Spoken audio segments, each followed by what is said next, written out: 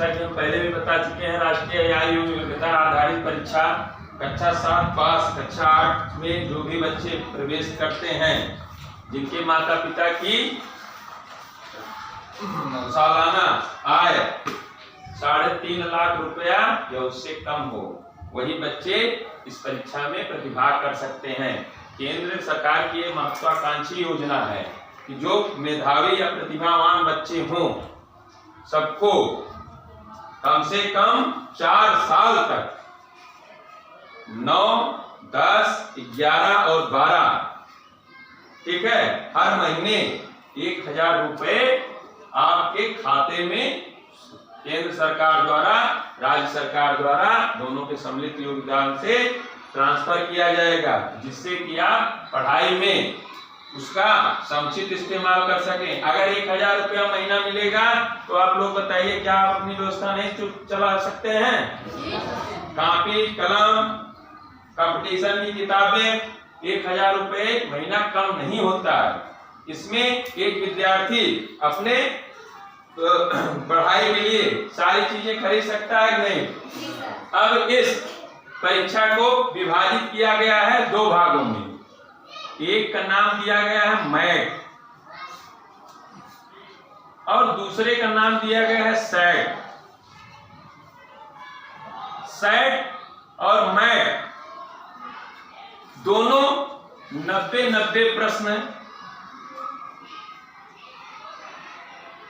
दोनों पार्ट्स में 90-90 प्रश्न सम्मिलित रहेंगे। इस 90 प्रश्न में इसको आप 3 भागों में विभाजित कर दीजिए। 45 प्रश्न जो रहेगा आपका,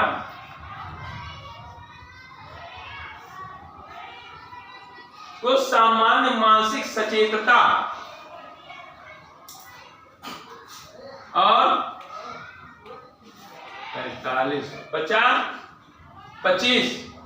45 प्रश्न और बचे। इसमें से सामान्य हिंदी,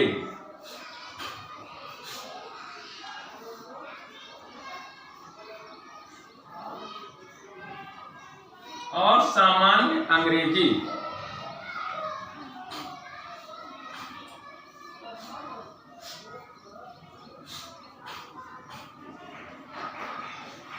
पैंतालीस प्रश्न इन दोनों विषय के रहेंगे। 90 हो गया कि नहीं हो गया? अब हम आते हैं सेट की बात करते हैं। सेट को अगर देखा जाए तो ये भी 3 भागों में विभाजित है। पहला है सामाजिक विषय,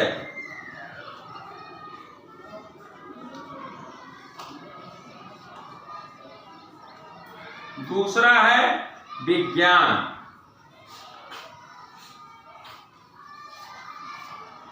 और तीसरा है गणित।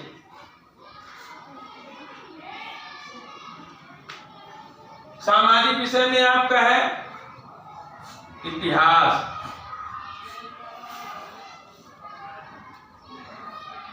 भूगोल और नागरिक शास्त्र।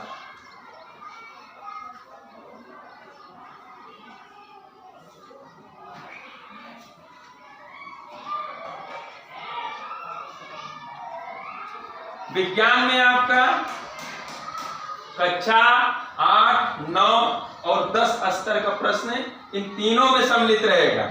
गणित में आपका जो है सामान्य गणित, जिसमें इस भाग में 20 प्रश्न रहेंगे।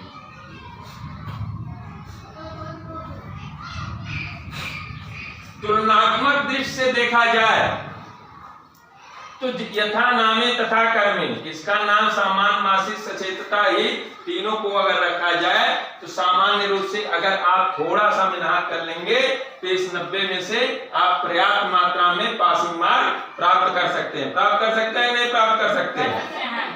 और इसमें हमने अभी आपको ट्रिक बताया, पिछले जितने भी क्लासेस थे इसमें कुछ ना कुछ हमने विशेष चीज बताया। कुछ समझ में आ रहा था नहीं आ रहा था? तो हमारा एकीकृत 6 नवंबर सन 2022 को ये परीक्षा आयोजित की जाएगी।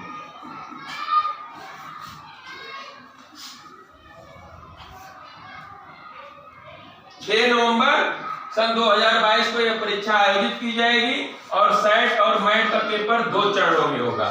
पहला पेपर मैट का होगा, मेंटल एबिलिटी टेस्ट, और दूसरा है स्टूडेंट एबिलिटी टेस्ट, माने शैक्षिक गतिविधियों से संबंधित